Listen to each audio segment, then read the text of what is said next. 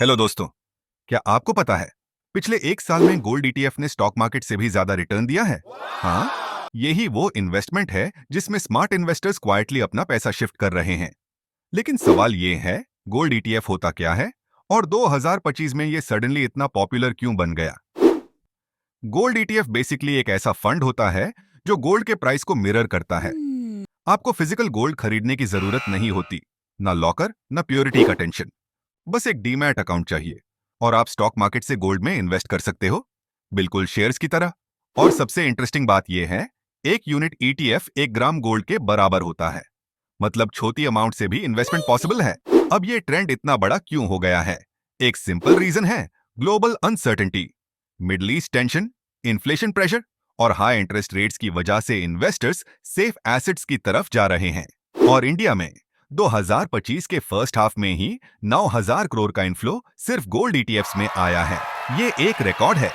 Data clearly दिखाता है, लोग अब गोल्ड को वेल्थ प्रोटेक्शन टूल समझने लगे हैं, सिर्फ ज्वेलरी नहीं। फिजिकल गोल्ड में 3 बड़ी प्रॉब्लम्स होती हैं: स्टोरेज कॉस्ट, प्योरिटी डाउट और लिक्विडिटी इश्यू। लेकिन गोल्ड ईटीएफ में सब कुछ सॉर्टेड है।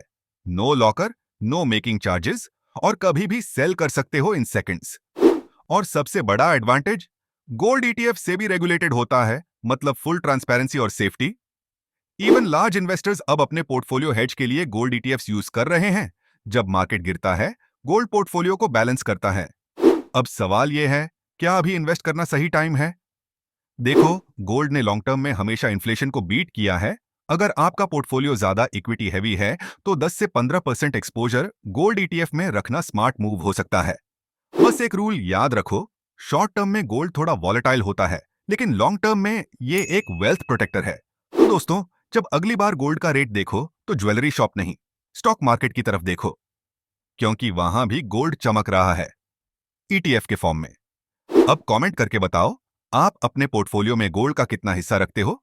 और ऐसे ही स्मार्ट फाइनेंशियल इंसाइट्स के लिए सब्सक्राइब करो मनी ज्ञान।